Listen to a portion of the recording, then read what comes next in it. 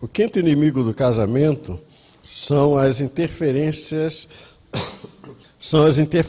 externas, isto é, a influência excessiva de familiares, amigos ou do ambiente de trabalho pode causar conflitos no casamento. Eu sempre falo o seguinte: quando Deus fala para Adão, deixe o homem pai e mãe, isso é quando ele recomenda para um homem que não tinha pai, que não tinha mãe, que não tinha sogro, que não tinha sogra, fala para deixar, é porque a coisa é séria. Entendeu? Então ele deixa o homem pai e mãe e vai viver com a sua mulher. Então, um dos problemas muitas vezes é essa questão dessas interferências externas, interferências familiares, interferência de amigos, de pessoas que acabam interferindo na relação conjugal. Como isso se manifesta? Pressões familiares, amizades tóxicas ou desequilíbrio no trabalho. E aí a gente tem o exemplo, o exemplo bíblico da influência negativa da esposa de Jó. Entendeu? O texto está ali, vamos ler? Jó, sentado em Cisa, tomou um caco para com ela raspar-se. Então sua mulher lhe disse: ainda conservas a tua integridade, amaldiçoa a Deus e morre. Então nós precisamos ter cuidado com interferências. Eu lembro quando eu estava namorando Laí, né? Aí um dia minha mãe veio conversar comigo. Ah, Luiz, sabe, né? Porque Laí tá. Cheguei, mãe, posso fazer uma pergunta? Ela pode. Quem vai dormir com ela? Nunca mais se meteu.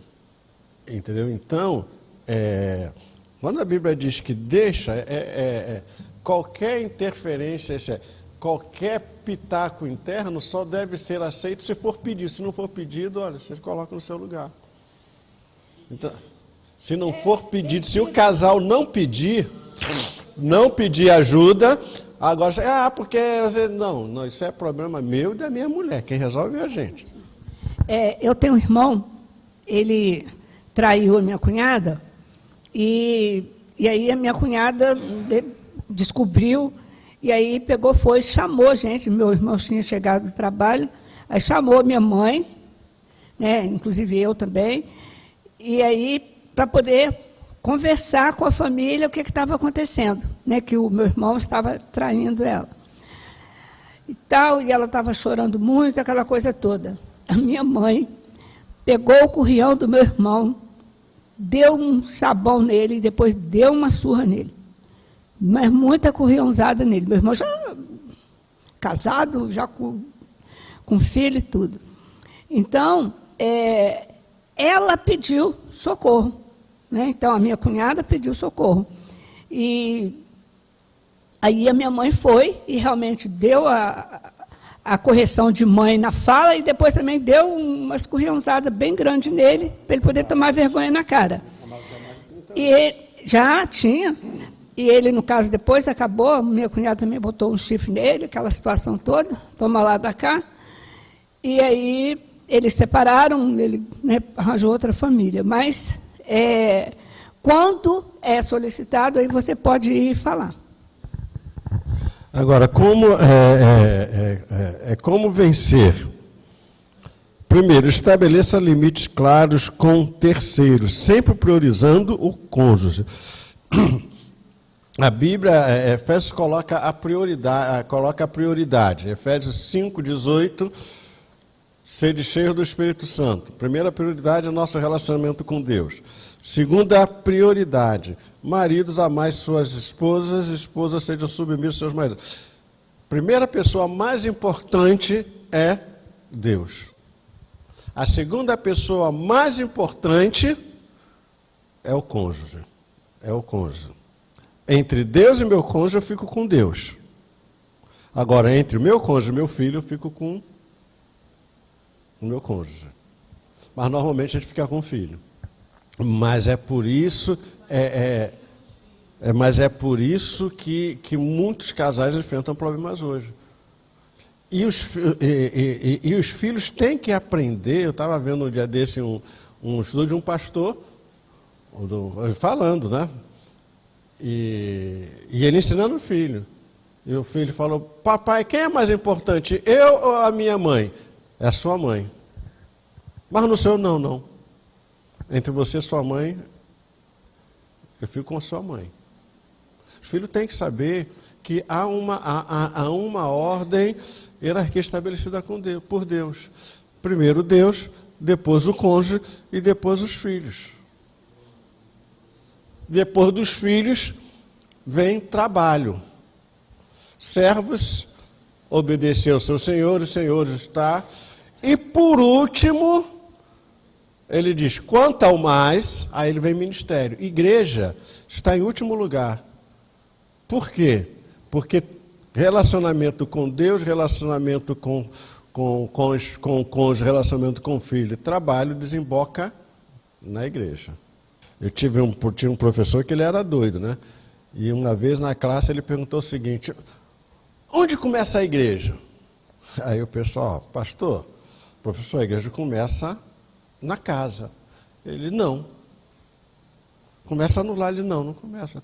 Mas começa onde? A igreja começa na cama.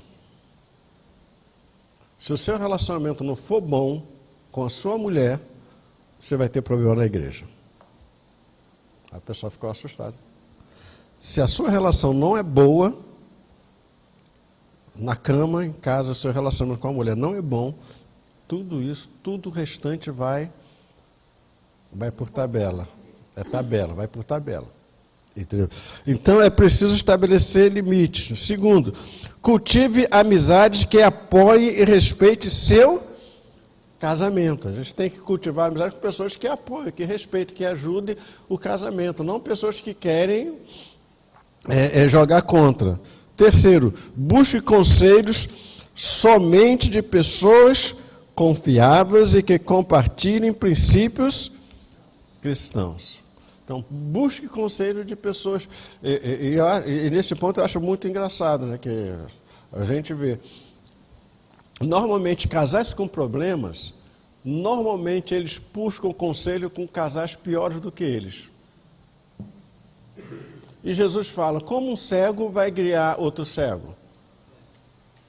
Entendeu? E a gente tem que ter muito cuidado. Na primeira igreja que eu pastoreei, uma irmã virou para mim e falou, pastor, é o seguinte, olha, se meu marido me meter um galho, eu meto um galho nele. Isso não é assim que as coisas funcionam.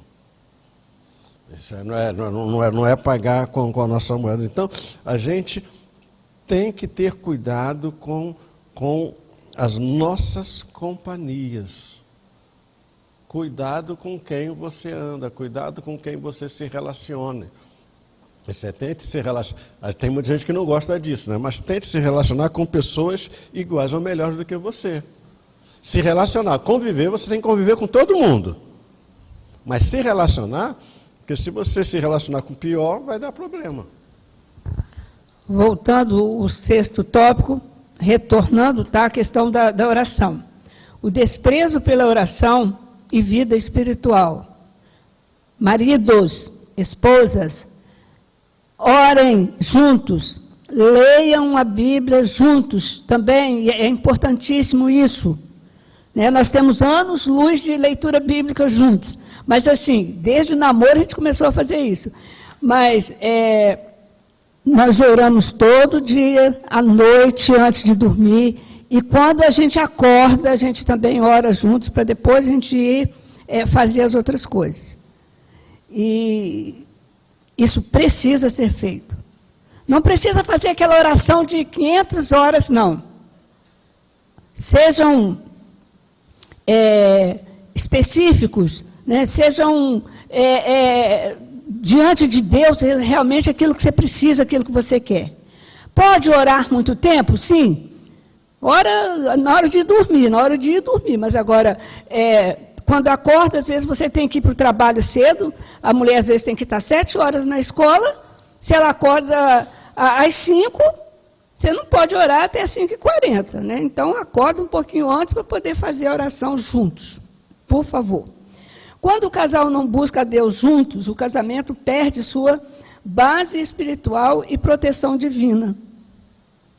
Aí a gente precisa ter esse cuidado. Eu não tenho costume. Então, adquira o hábito de orar juntos. Tá? A gente vai bater nessa tecla para que realmente vocês caminhem tendo as soluções dos problemas de vocês. Como se manifesta, né? Quando acontece o desprezo, né, pela oração e a vida espiritual. A falta de oração conjunta, a ausência de devoção ou distanciamento de Deus, isso realmente vai estar destruindo o seu casamento. Nós estamos aqui tratando com pessoas que conhecem a Deus, tá? E a prioridade é Deus. O texto bíblico de Sansão e Dalila, né? Nós vamos...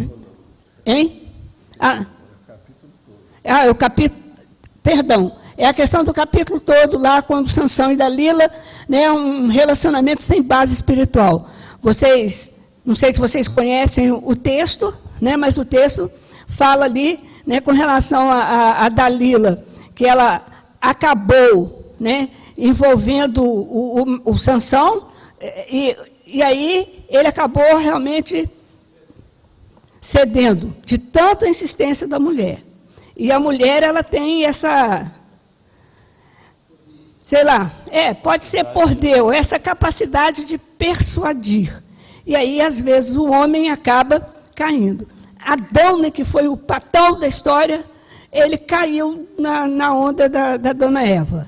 Então, nós precisamos ter cuidado com relação a essa situação.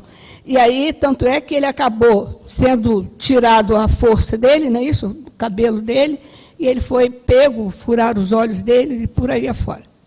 Agora, como vencer? Não é isso? Como vencer essa situação? Estabeleça uma rotina de oração conjunta, entregando o casamento a Deus. Ore pelo casamento, ore um pelo outro, abençoe o seu mozinho. E o seu mozinho, é óbvio, vai te abençoar também, porque precisamos estar abençoando um ao outro. Vamos supor que talvez o seu amorzinho, ele é assim meio, sei lá o quê. Então, ore a Deus para que Deus tire esse sei lá o quê do seu mozinho. Então, estabeleça a rotina de oração conjunta, tá? Entregando o casamento de vocês todos os dias nas mãos do Senhor, pedindo que seja muito abençoado. E a letra B, leia a Bíblia juntos, compartilhe os aprendizados espirituais, porque isso é muito bom. Esse compartilhar, a gente, de vez em quando, a gente faz, tá? Mas a gente não estamos tendo mais esse hábito de estar lendo a Bíblia junto, porque ele lê a cota dele lá e eu tenho a minha cota, e a minha cota é bem pesada, bem puxadinha. Então, nesse sentido, mas é importante que leia também junto a palavra. Letra C, participe de uma igreja ou grupo de apoio cristão que fortaleça o matrimônio. É sempre bom a gente estar juntos, nesse sentido, para fortalecer. Mas, por favor, esteja cuidado com que tipo de grupo você vai estar se relacionando. Porque talvez você pode entrar também num grupo que, em vez de ele estar dando a orientação bíblica da palavra de Deus, vai estar enfiando outras coisas que não são legais para o relacionamento. Quando o grupo realmente está na busca da orientação dentro da palavra de Deus, isso é muito bom e importante demais para o nosso relacionamento. Antigamente dizia o seguinte: procure uma igreja perto de sua casa. Hoje procura uma igreja perto da sua Bíblia. Uma igreja que ensine a Bíblia. Entendeu? Porque senão, a gente tem um exemplo de uma igreja de um pastor em São Paulo, que ele teve relações sexuais com 80 mulheres da igreja. Porque ele dizia que a Bíblia dizia isso. E 80 mulheres da igreja se relacionou sexualmente com ele. O pastor ungia a perereca das mulheres da igreja. É sedução espiritual, engano espiritual. Segue espiritualmente. O camarada diz que é Deus, que Deus falou, que Deus coisa, não lê Bíblia, não estuda a Bíblia, é facilmente enganado, não tem jeito. Que falou que Deus tinha revelado para ele ficar com uma esposa lá do presbítero. E o presbítero, no caso, deixou o pastor ficar com a esposa dele. E ela também quis, né? E nós tivemos também um amigo que estudou com a gente no seminário, isso já tem muitos anos. Ele era dessas igrejas, né, assim, muito... E aí veio uma missionária para lá, uma profeta, uma profetisa, e ela ficou de olho no pastor da igreja lá, que é esse amigo nosso. E aí o que ela fez? Fez semana de oração, jejum, não sei lá quantos dias de jejum, aquela coisa toda, e foi na casa do pastor. Aí chegou lá, falou para a mulher que Deus tinha dado uma revelação para ela, e essa revelação foi através de oração, de jejum, e etc, etc. E a mulher perguntou, ok, mas que revelação, né, que profecia é essa? É porque o Senhor manda que eu me case com o seu marido. Ele não é para você, ele é meu marido. O Senhor me deu ele. Aí ela, quase que ela dá um treco, né? Mas ela falou assim, sério, olha, eu também estive orando muito, jejuei também esse período. Aguarda só um minutinho, por favor. Deus acabou também de me dar uma revelação. Aí foi na cozinha, pegou a vassoura e partiu para cima dela e fez um escândalo na rua. A mulher saiu correndo desesperada e ela sentou vassourada na mulher, para poder tomar, na profetisa, né, para tomar vergonha na cara. Isso é coisa. Pois é, então a gente tem que ter cuidado com isso, tá? Tem um casal que era lá da igreja, que ajudava a gente lá na igreja, em que ele cantava, acho que ela cantava também, né? Aí eles foram numa igreja, chegaram na igreja, ele entrou primeiro, né? Ele entrou primeiro e ela chegou depois. Aí, quando ela chegou, a profetisa virou, olha, Deus está me revelando que Deus tem um varão para a sua vida. Ela, só se for aquele lá, porque ele que é casado comigo. Então a gente tem que ter muito cuidado, porque a Bíblia diz que nos últimos tempos vai surgir falsos profetas que se possível, enganariam até os escolhidos. Então a gente tem que ter cuidado, cuidado e procurar pessoas que preguem, que ensinem, que tenham a palavra como base. Porque senão as pessoas distorcem de uma vírgula, muda tudo. O último inimigo do casamento é a questão do perdão, é a falta de perdão. É a falta de perdão, é a perda do perdão. O perdão, a falta de perdão impede a restauração após conflitos, levando ao acúmulo de mágoas. Como se manifesta? E aí a gente vê como se manifesta esse problema da falta de perdão. Isso é, mágoas acumuladas, ressentimentos e distância emocional. Isso é, o casal ele precisa ter a capacidade de se perdoarem mutuamente. Porque como a gente falou lá atrás, se a gente levar as coisas à ponta de faca, a gente está sempre magoando um ou outro. E a gente tem que ter essa capacidade de perdoar um ao outro.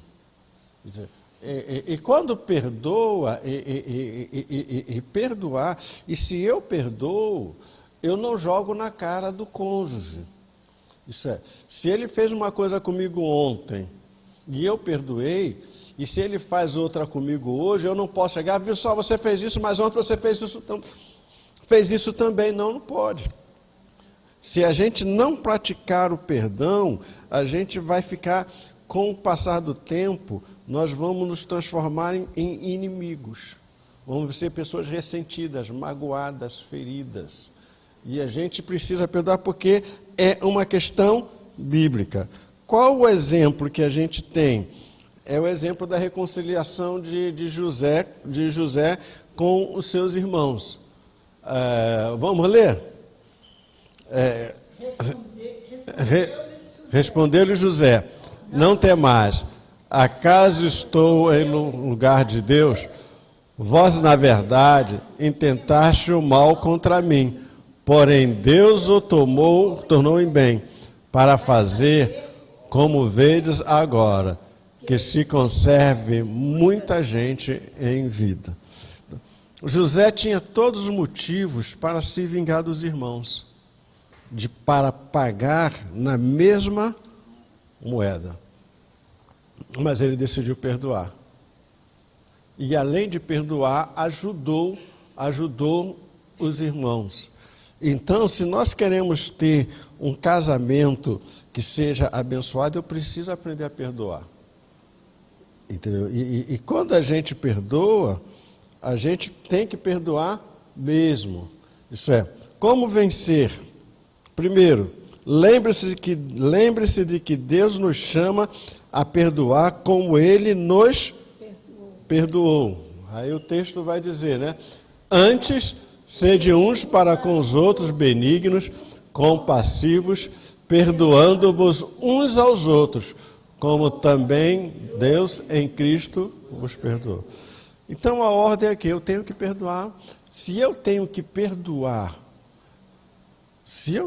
perdoar o meu irmão, quanto mais o meu cônjuge.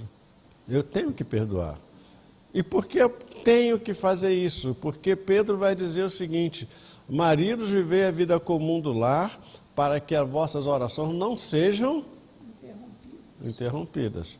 Então, se eu estou ferido, magoado, com raiva do meu cônjuge, não adianta orar enquanto não liberar perdão. Deus não vai ouvir. E a gente tem que entender o seguinte, outra coisa. Antes de Laís ser minha esposa, ela é minha irmã. E ela tem um pai. E o pai dela é zeloso. Tão zeloso que ele diz o seguinte: ai daquele que tocar na menina dos meus olhos. Então, se eu trato a Laís mal, eu estou arrumando problema com o meu sogro. Que é meu sogro e é meu pai. E é pai dela também. E como somos irmãos, e como somos casados, se eu estou com um problema com ela, e se eu não resolver esse problema, eu estou com um problema com Deus, Deus não vai me ouvir. Então esse negócio de casalzinho fazer birrinha, ciúme, desse negócio todo, você está prejudicando o seu relacionamento com Deus. Então é preciso perdoar. Segundo, pratique o perdão diariamente, entendendo que ninguém é perfeito. É como a gente tem estudado no domingo, né? 490 vezes. Que é a palavra lá, tamim, né? Que significa perfeito. Você tem que perdoar perfeitamente. Não é opcional. Você tem que perdoar. Terceiro, busque reconciliação em amor, sem guardar rancor ou relembrar ofensas passadas. Restaure a relação e esqueça. Esquecer a gente não esquece. Mas você não precisa trazer à tona o que aconteceu no passado. Não precisa trazer à tona a ferida passada. Entendeu? Morreu, se você perdoou, aquilo morreu. É uma ferida, a ferida cicatrizou, a cicatriz está lá, mas ela não machuca mais. Só virou a cicatriz. Mas eu não preciso ficar falando, olha, naquele dia você fez isso comigo. Ele que confessa o seu pecado e deixa de fazer, alcançará misericórdia. Entendeu? Por que Davi era um homem segundo o coração de Deus, entre tantas outras coisas? É porque Davi só cometia o erro uma vez, ele não repetiu o erro. E Davi era um cara terrível, mas só uma vez ele errava, ele não repetia. Entendeu? Mas também a gente tem que ter o cuidado, é o seguinte, às vezes a gente como cônjuge acaba irritando um ou outro. Às vezes a gente como cônjuge leva o outro a pecar. E a gente tem que ter cuidado para eu não levar o meu cônjuge a pecar, com determinadas coisinhas que muitas vezes não tem sentido nenhum. E aí a pessoa se irrita e dá tudo errado. Isso significa, então, que eu posso deixar o copo no sofá? Para mim não tem problema nenhum, eu vou pegar e guardar. Mas se eu deixar, vai ter problema. Ainda bem que você é inteligente. Entendeu? A gente tem que entender que nós somos diferentes. Eu não posso querer que ela reaja às coisas da mesma maneira que eu reajo. Para mim, está tudo bem. Para mim, não há nada que me estresse. Nada me estressa. Para mim, se deu, deu, se não deu, não deu. Eu falo o seguinte, eu tomei uma decisão de viver de bem com a vida. Eu vivo de bem com a vida, nada...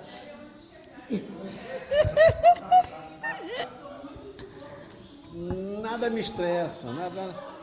Tem um livro que diz com o ferro afia o ferro. Então, Deus, ele sabe como trabalhar áreas da nossa vida. Então, de repente, pensa o seguinte, será que Deus está querendo trabalhar na minha vida com essa situação? O que Deus está querendo fazer? O que Deus está querendo fazer? É por isso que eu falo o seguinte, há algumas coisas que eu não peço a Deus. Eu não peço a Deus paciência, porque para você ter paciência, você tem que ter tribulação. Então, se você quer ser uma pessoa paciente, você aprende a ser paciente com a tribulação. Se Deus quiser me dar tribulação, Ele que me dê por conta própria, porque pedir eu não vou pedir.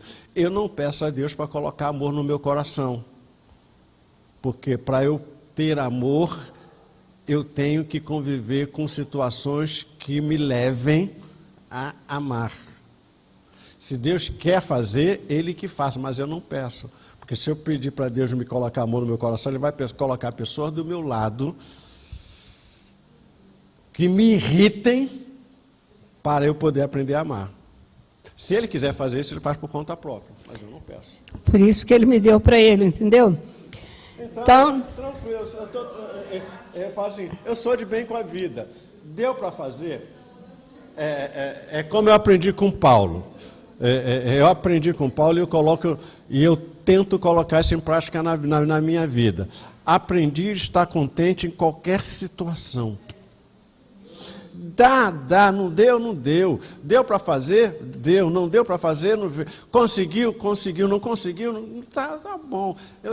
O que eu sei é o seguinte, Deus tem sempre o melhor para mim. Se eu quero isso, eu não conseguia, porque Deus tem algo melhor ainda para mim. Então eu não me estresso. Acabou. Sim.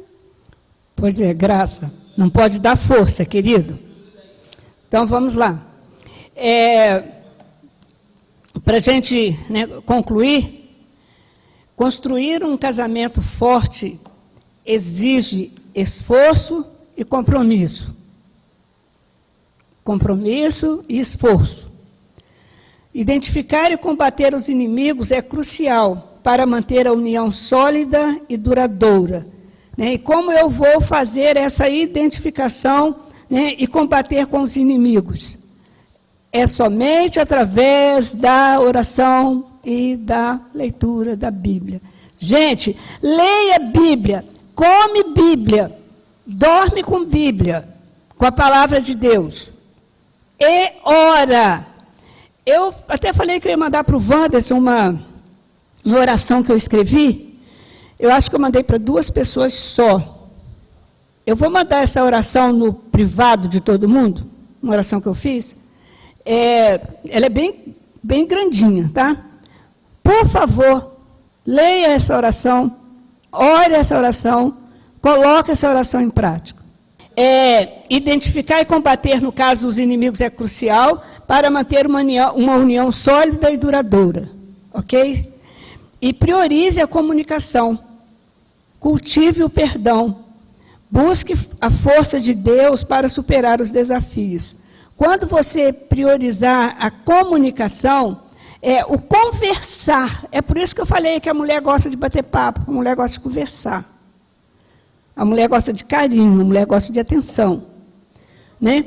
Então, cultive isso, busque a força de Deus para superar os desafios. O Leone tem os desafios dele com relação a Samira tem os desafios dela com relação ao Leone. Assim como eu tenho os meus desafios com o Amozinho, e o Amozinho tem os desafios dele comigo.